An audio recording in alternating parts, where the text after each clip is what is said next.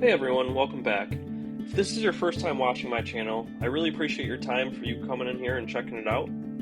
In today's video, my dad and I are going to build a base for my shed on skids, and my purpose of this is so that I can move the shed around my property whenever I want. I'm using pressure-treated 4x4s as skids. These are going to act like runners. Essentially, it's going to be like one large sled. Another perk to this is that it's going to keep the shed off the ground, and it's going to give me the ability to drag this thing around later, because where I'm putting the shed now is not where it's going to be permanently. In the spring, I plan on putting up a pole barn, and my whole storage situation is going to change. I was originally going to pull the shed with my tractor and a 3-point boom, but my tractor is in the shop, so the truck had to do for now. So here's a clip of the skids that I was talking about. They're just 3 4x4s, and then we angled off the ends of them so that they don't get caught on the ground as you're dragging them, or at least trying not to.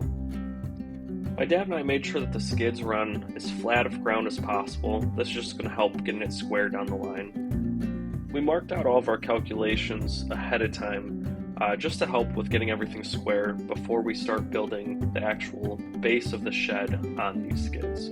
These hurricane ties are what's going to connect the joists to the skids themselves.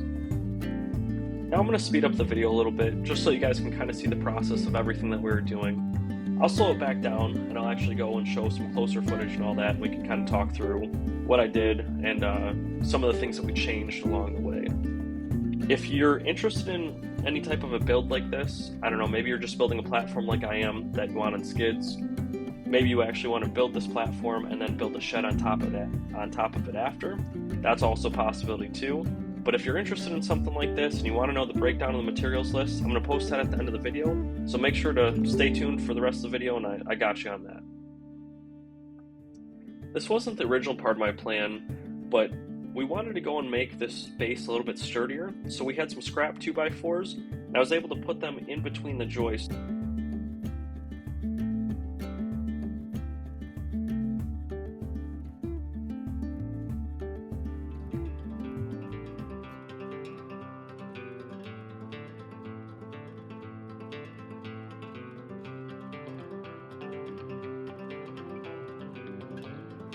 So I bought this shed a couple of years back, and it's been sitting on a gravel pad. It actually kind of sunk into the ground, and so in a little bit here, I'm going to be using a farm jack to kind of lift it up and break it from there. And then we were trying to determine, are we going to take the shed fully apart, because it comes off in pieces, or are we going to try and like lift it up together and move it over? Ultimately, we decided to take it off piece by piece, and then essentially assemble it onto the new base that we just created. So you're going to start seeing that all here. You probably noticed this outhouse that was sitting next to the shed. I bought it on Marketplace, and it was in really bad shape. So we ended up redoing the whole thing, and we built it on skids also. This is my tractor pulling it, and I'm using a 3-point boom to kind of lift that front end. But now I can move this around my property, and I can bring it up front so that the outhouse company can come and clean it out.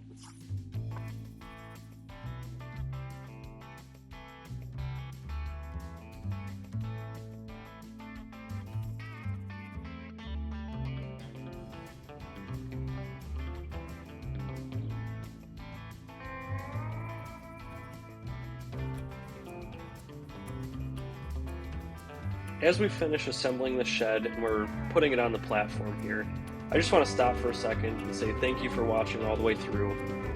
It truly means a lot to me, and I'm beyond grateful for all the subscribers that I have so far. If you haven't subscribed yet, I would love to have you along. My goal is to post a new video every Saturday. So I actually just went and built a house, and it's on 8.5 acres. So I have a ton of DIY projects coming up. But before I forget, I wanted to go and list the parts list that you guys have been patiently waiting for. So here it is. Thanks again for watching. We'll see you next Saturday.